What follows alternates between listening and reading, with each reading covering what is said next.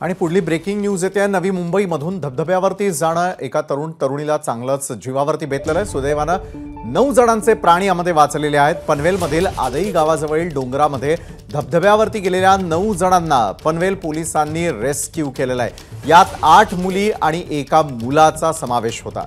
नजर चुकवून मुलं डोंगरावर गेली होती आणि खाली उतरण्यासाठी प्रयत्न सुरू होते। उतरत असताना सर्व मुलं डोंगराच्या मध्येच अडकली। पोलीस आणि अग्निशमन दलाचे अधिकारी वेळेवर पोहोचल्यानं या सगळ्यांचे प्राण वाचलेले आहेत।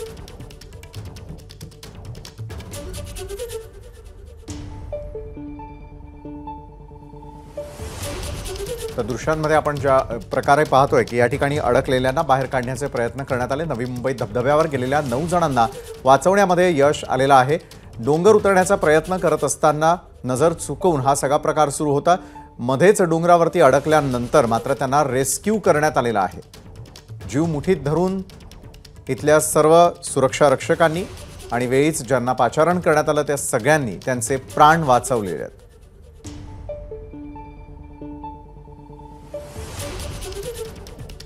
पनवेलमधील आदई गावाजवळ धबधब्यावरती हे 9 जण अडकलेले होते। धबधब्यावरून 8 मुली आणि एका मुलाला सुखरूपरित्या बाहेर काढण्यात आलेलं आहे।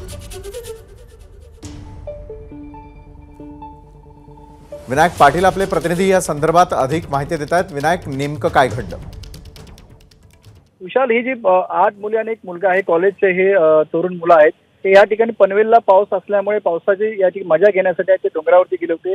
पनवेल पासून काही अंतरावरती आदई गावावरती डोंगर आहे, त्या ठिकाणी गेले असता सकाळपासून आज पाऊस होता आणि त्यामुळे कुठेतरी डोंगराच्या खालून आहे जे धबधबे आणि ओढे होते त्यांचा पाण्याचा प्रवाह हा तो वाढलेला होता। त्यामुळे डोंगरावरती ते गेले होते, मात्र परत येताना आहे ते त्यांना अडचणी निर्माण होत्या, कारण ज्या रस्त्यावरून ते जात होते त्या रस्त्यावरचा पाण्याचा प्रवाह वाढला होता। अखेर अग्निशमन दल आणि पोलिसांना कॉन्टॅक्ट केल्यानंतर त्या ठिकाणी थोड्या वेळामध्येच आहे ते पनवेल पोलिसांनी अग्निशमन दलाच्या माध्यमातून त्या ठिकाणी रेस्क्यू करण्यात आलेला आहे। 8 मुली होत्या, एक मुलगा होता, असे 9 जण होते आणि सध्या कुठल्याही प्रकारे दुर्घटना घडलेली नाहीये, सगळे सुखरूप आहेत। मात्र जर या ठिकाणी अजूनही जोराचा पाऊस झाला असता आणि जर त्यांनी ओढा आहे तो पार करण्याचा प्रयत्न केला असता तर मात्र याच्यामध्ये कुठेतरी जीवित हानीची दाट शक्यता होती। विशाल, नक्कीच धन्यवाद विनायक आपण दिलेल्या या सविस्तर माहितीसाठी। एबीपी माझा, उघडा डोळे बघा नीट।